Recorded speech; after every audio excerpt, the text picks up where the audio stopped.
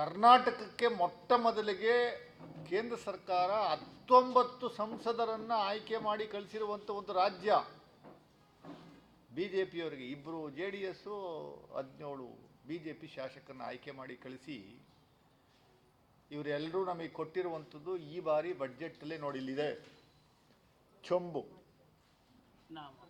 ನಮಗೆ ಕೊಟ್ಟಿರುವಂಥದ್ದು ಚೊಂಬು, ಇನ್ನೊಂದು ಇಟ್ಕೊಳ್ಳಿ ಸರ್, ನಾಮ ದಯಮಾಡಿ ಇಟ್ಕೊಳ್ಳಿ, ಕೊಡಿ ಜಾಜಿ ಅವ್ರಿಗೆ.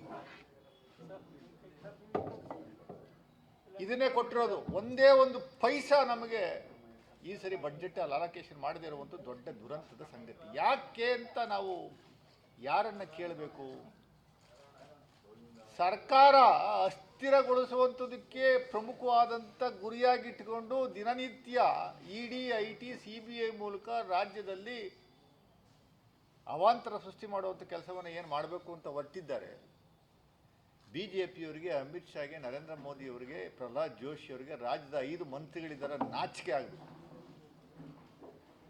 ಇವರೆಲ್ಲರಿಗೂ ನಾಚಿಕೆ ಆಗಬೇಕು.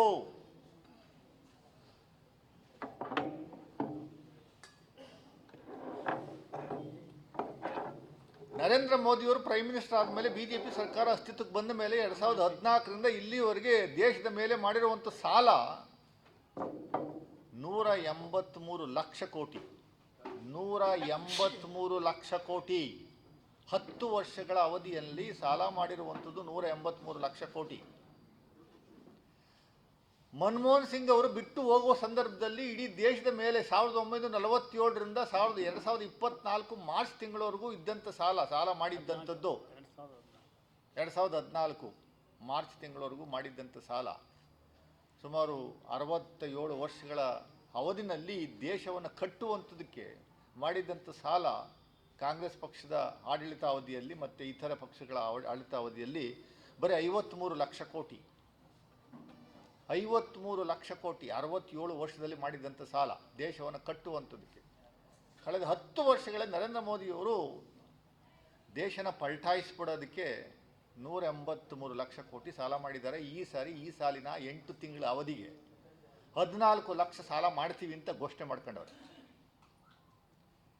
ಏನು BJP ಮುಖಂಡರುಗಳು ಕರ್ನಾಟಕದಲ್ಲೂ ಅದೇ ರೀತಿ 5.5 ಲಕ್ಷ ಸಾಲ ಕೋಟಿ 5.5 ಲಕ್ಷ ಕೋಟಿಯಷ್ಟು ಸಾಲ ಮಾಡಿ ಹೋಗಿದ್ದಂಥ ಬೊಮ್ಮಾಯಿ ಅವರಿಗೆ ಮತ್ತು BJP ಮುಖಂಡರುಗಳು ಸಿದ್ದರಾಮಯ್ಯನವರ ಬಡ್ಜೆಟನ್ನು ಅಣಕಿಸುವಂಥ ಕೆಲಸವನ್ನು ಏನು ಮಾಡ್ತಾ ಇದ್ದಾರೆ. ಸಾಲ ಮಾಡಿದ್ದೇ ದೊಡ್ಡ ಸಾಧನೆ ಅಂತ ಏನು ಹೇಳ್ತಾ ಇದ್ದಾರೆ. ಸಿದ್ದರಾಮಯ್ಯನವರು ಮಾಡಿದ್ದಂಥ ಸಾಲ ಅಲ್ಲ ಇದು. ಸಿದ್ದರಾಮಯ್ಯನವರು ಸಾಲ ಮಾಡಿದ್ದೇ ಇಲ್ಲ. ಅವರ ಪೀರಿಯಡಲ್ಲಿ ಬರೀ 1,30,000 ಕೋಟಿಯಷ್ಟು ಸಾಲ ಮಾಡಿದ್ದು. BJPಯವರ ಅವಧಿನಲ್ಲಿ ಬರೀ 4 ವರ್ಷಕ್ಕೆ 3 ಲಕ್ಷ ಕೋಟಿ ಸಾಲ ಮಾಡಿದ್ದು. ಕುಮಾರಸ್ವಾಮಿಯವರು 1 ಲಕ್ಷ ಚಿಲ್ಲರೆ ಸಾಲ ಮಾಡಿದ್ದು ಬರೀ 14 ತಿಂಗಳಿಗೆ. ಇದು ಇವರ ಸಾಧನೆ.